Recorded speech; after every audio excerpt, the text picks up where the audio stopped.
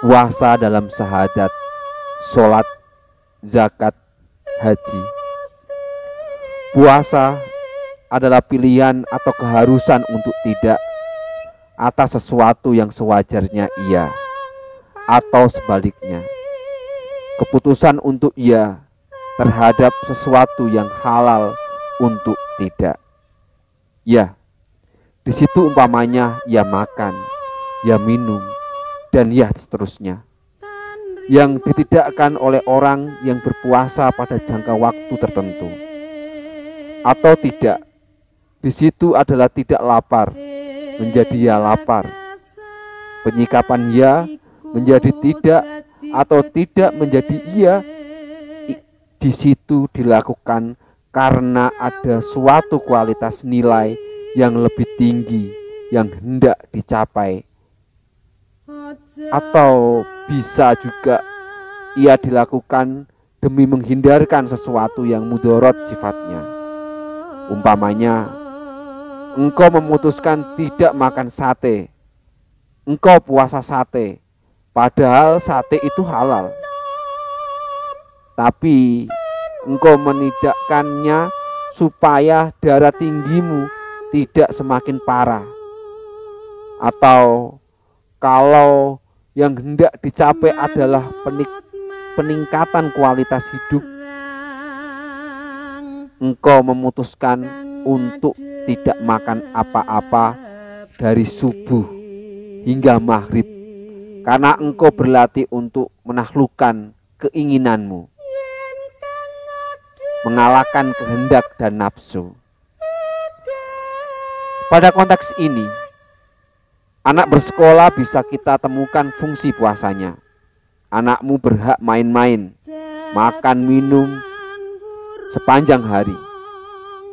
Tapi demi kualitas hidupnya di masa depan, ia perlu puasa dari dolanan pada jam-jam tertentu dan pergi ke sekolah.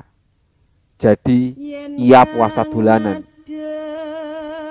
Atau pada hari Ahad dan Jumat, anakmu itu justru puasa sekolah karena keseimbangan hidupnya memerlukan istirahat. Pada skala yang lebih luas, engkau berpuasa dari hak untuk punya uang sebanyak-banyaknya. Engkau membatasi tingkat pemilikanmu. Engkau berikan kepada orang yang kekurangan. Sebaliknya, engkau juga bisa melakukan puasa dari menelantarkan. Sebaliknya, engkau bisa melakukan puasa dari kemelaratan sehingga engkau mencari uang sebanyak mungkin. Karena kalau kemelaratanmu berkembang ke tingkat kekafiran, akan sangat membahayakan iman, mental, dan kepercayaan dirimu. Dengan kata lain, pada saat tertentu engkau berpuasa dari jumlah kekayaan. Pada situasi lain, engkau berpuasa dari taraf kefakiran. Ya dan tidak. Dalam berpuasa tidak ditentukan oleh pilihan salah satu di antara kaya atau miskin, tapi engkau membutuhkan puasa ketika kemiskinan menjerat imanmu dan ketika kekayaan menelunturkan kesalehan hidupmu.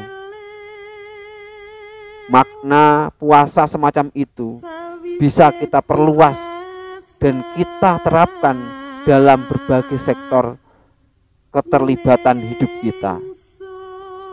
Engkau berpuasa untuk jangan sampai menjadi menteri umpamanya. Bukan karena menjadi menteri itu haram, tapi justru karena ia halal, namun kondisi iman dan mentalmu maupun realitas politik dan budaya negerimu akan memeluangi kemudorotan lebih tinggi dibanding kemaslahatan jika engkau menjadi menteri. Jika engkau menjumpai situasi seperti itu, perlu engkau ambil sikap untuk jangan sampai menjadi menteri, sampai datang suatu keadaan baru yang juga merupakan hasil perjuanganmu di wilayah lain. Suatu keadaan di mana engkau justru wajib menjadi menteri, karena pada suatu karena pada situasi itu menjadi menteri bagimu adalah amanat sosial dan kemaslahatan di hadapan Allah. Atau makna puasa yang lain, tidak dalam konteks antara iya dan tidak, tetapi pada takaran dan kadar, seharusnya 5.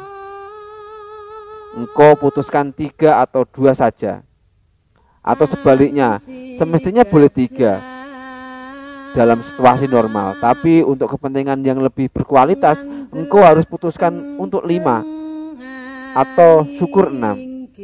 Jadi puasa itu terkadang bersifat sebagai keharusan, terkadang berupa menahan, di saat lain bersifat memaksa. Hakikat puasa dengan demikian mengajarimu untuk menghayati bahwa dalam kehidupan ini engkau tidak hanya bergaul dengan hak, tapi juga dengan kewajiban, larangan, dan anjuran. Misalnya, engkau bisa menemukan puasa dalam zakat. Menuruti fikih, engkau berhak memberikan hartamu 2,5% saja, tapi demi keseimbangan sosial ekonomi dan demi perolehan kemuliaan,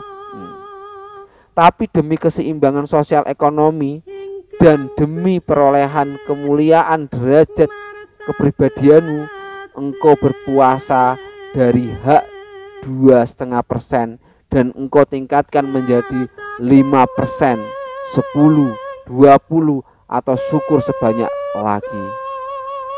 Engkau tidak dipersalahkan oleh fikih Islam maupun oleh hukum adat dan negara apabila ada orang kelaparan di tepi jalan dan engkau tidak mengacukannya.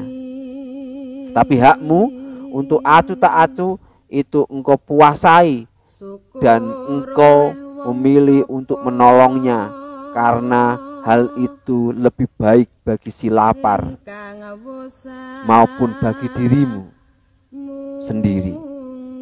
Engkau rela berkorban, dan itulah puasa dalam konteks zakat.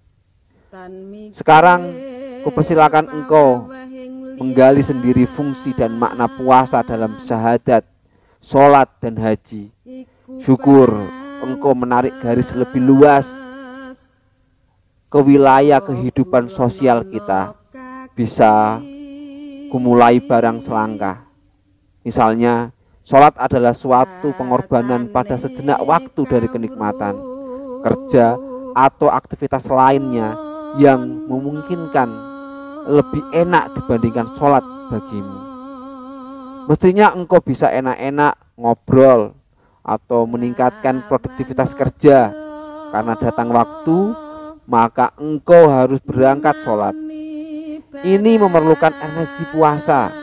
Kalau engkau tidak terbiasa menahan diri dari kenikmatan, akan berat sholat bagimu.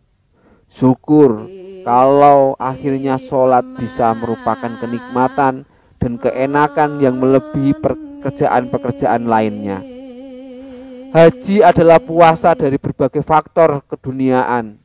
Misalnya, engkau berikhram, bukan hanya pakaianmu, melainkan juga hati dan kesadaranmu.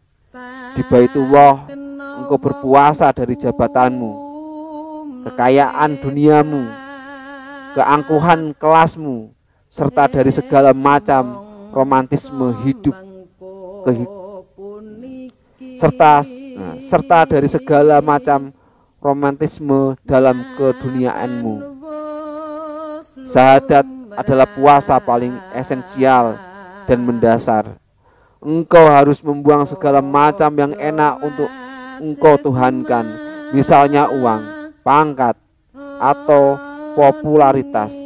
Dalam syahadat, engkau hanya menomorsatukan Allah, hanya menumpahkan segala macam duka, derita, dan bahagia kepada Allah. Silakanlah mengembara lebih jauh untuk memaknai puasa. Tuki lawan prayog